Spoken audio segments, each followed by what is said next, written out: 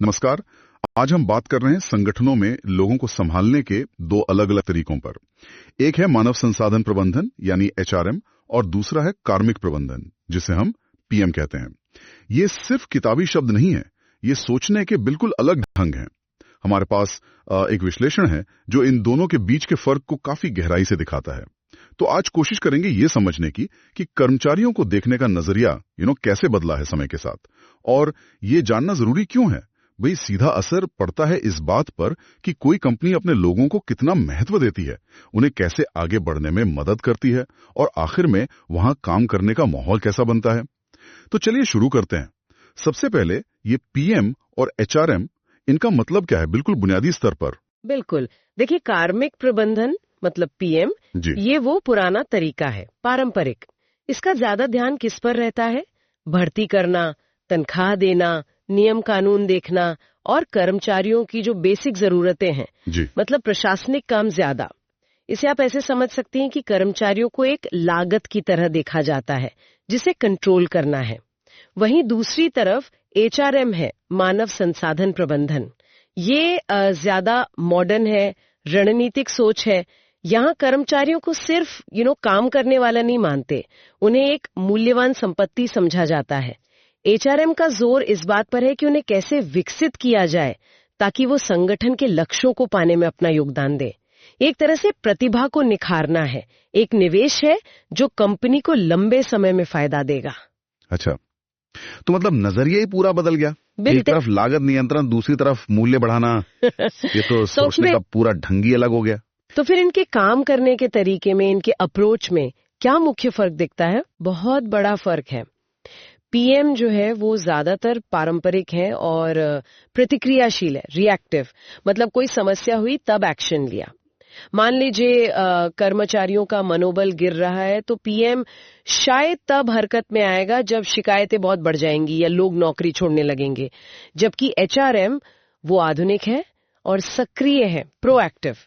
ये पहले से सोचकर चलता है, योजना बनाता है ताकि समस्याएं हो ही ना। जैसे एचआरएम क्या करेगा, वो नियमित रूप से देखेगा कि कर्मचारी कितने जुड़े हुए हैं, एम्प्लॉय एंगेजमेंट कैसा है और उसे बेहतर कैसे बनाया जाए, मनोबल गिरने से पहले ही। तो कहने का मतलब है ये भविष्य को ध्यान में रखकर एक अच्छी स्थायी वर्क कल्चर बनाने की कोशिश करता है। मतलब एचआरएम सिर्फ प्रॉब्लम सॉल्व नहीं करता, प्रॉब्लम होने से रोकता है। और जब कर्मचारियों को देखने का नजरिया ही इतना अलग है, एक उन्हें लागत मान रहा है, दूसरा संपत्ति, तो इसका असर रोज के फैसलों पर कैसे पड़ता होगा? बनता है या एक लागत जिसे बस कंट्रोल करना है। तो हो सकता है कि पीएम डिपार्टमेंट सोचे कि अरे ट्रेनिंग पे क्यों खर्च करें, ये तो सीधी लागत है, पैसा बचाओ। जबकि एचआरएम क्या सोचता है कि कर्मचारी एक संपत्ति है, इनमें निवेश करना चाहिए। इसलिए एचआरएम प्रदर्शन सुधारने के लिए, नई स्किल सिखाने के लिए ट्रेनिंग में पैसा लगाएगा। और ये नजरिया, इससे कर्मचारियों में सम्मान की भावना आती है, अपनेपन का एहसास होता है, वो ज्यादा वफादार बनते हैं, ज्यादा प्रोडक्टिव होते हैं। और ये निवेश सिर्फ कर्मचारी के लिए नहीं है, ये कंपनी के भविष्य के लिए है, नए आइडियाज के लिए है, बदलते बाजार में टिके रहने की क्षमता के लिए है।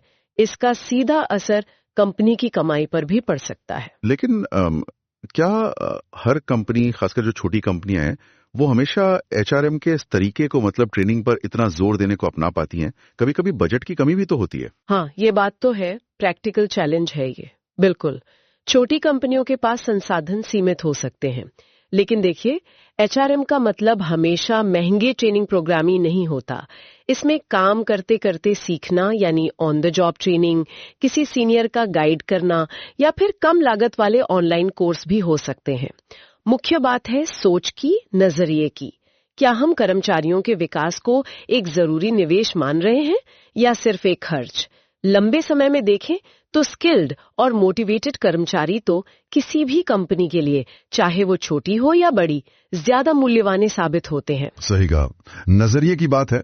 अच्छा, तो अगर नजरिया बदला, अप्रोच बदला, तो जाहिर है काम का दायरा भी अलग होगा, स्कोप ऑफ वर्क। बिल्कुल, पीएम का दायरा जो है वो पारंपरिक रूप से थोड़ा सीमित रहा है।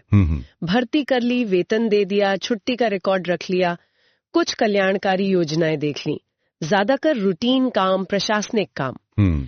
एचआरएम का दायरा देखें तो बहुत बड़ा है, बहुत व्यापक। इसमें भर्ती वेतन तो है ही, लेकिन साथ में कंपनी का कल्चर कैसा हो, प्रदर्शन कैसे मैनेज किया जाए, कर्मचारी संबंध, स्ट्रेटेजिक प्लानिंग, डेटा का इस्तेमाल करके ट्रेंड समझना और सबसे जरूरी भविष्य के लिए लीडर्स तैयार करना, लीडरशिप डेवलपमेंट। एचआरएम सिर्फ ये नहीं देखता कि कौन आया कौन नहीं, वो ये समझने की कोशिश करता है कि कर्मचारी क्यों अच्छा काम करते हैं, उन्हें क्या चीज प्रेरित करती है। आप सोचिए, पीएम शायद छुट्टी और हाजिरी मैनेज करने पर फोकस कर रहा हो, जबकि एचआरएम एक ऐसी लीडरशिप टीम बनाने में मदद कर रहा है जो कंपनी को अगले 10 साल आगे ले जाएगी। ये तो वाकई बहुत बड़ा फर्क है। और लोगों को प्रेरित करने के तरीकों में, मोटिवेशन में, इसमें भी अंतर दिखता होगा। हाँ जरूर। पीएम जो है वो पारंपरिक रूप से मोटिवेशन के लिए ज्यादातर पैसों वाली चीजों पर निर्भर करता है, जैसे सैलरी, इंक्रीमेंट, बोनस। ये जरूरी है, मैं ये नहीं कह रही कि नहीं है, पर हमेशा ये काफी नहीं होते हैं। एचआरएम ये मानता है कि मोटिवेशन सिर्फ पैसे से नहीं आता, इसलिए वो पैसे वाली चीजों के साथ साथ बिना पैसे वाली चीजों का भी इस्तेमाल करता है, नॉन मॉनेटरी। जैसे किसी ने अच्छा काम किया तो उसकी तारीफ करना, उसे पहचान देना, करियर में आगे बढ़ने के मौके देना, कुछ नया सीखने के अवसर, काम में थोड़ी फ्लेक्सिबिलिटी देना, जैसे आजकल हाइब्रिड वर्क मॉडल है। मान लीजिए पीएम दिवाली बोनस देता है, बहुत अच्छा, पर एचआरएम इसके साथ साथ रेगुलर फीडबैक भी देगा, शायद एम्प्लॉय ऑफ द मंथ जैसा कोई सम्मान देगा या घर से काम करने की पॉलिसी बनाएगा।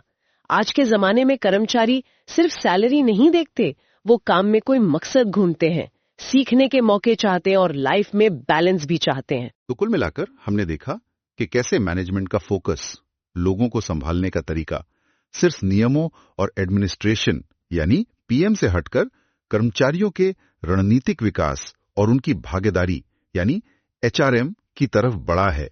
स्रोत में एक बड़ी अच्छी मिसाल दी गई थी कि पीएम पुराने स्कूल की तरह है, सख्त नियम, अनुशासन पर जोर, और एचआरएम एक मॉडर्न स्मार्ट स्कूल जैसा है, जहां सीखने पर, आगे बढ़ने पर, मिलकर काम करने पर और अच्छे प्रदर्शन पर ध्यान दिया जाता है। हाँ, और ये समझना इसलिए इतना जरूरी है क्योंकि ये सीधे तौर पर तय करता है कि कोई भी संगठन अपनी सबसे कीमती संपत्ति यानी अपने लोग, उन्हें कैसे देखता है, उनका कैसे ख्याल रखता है और उन्हें कैसे आगे बढ़ने में मदद करता है।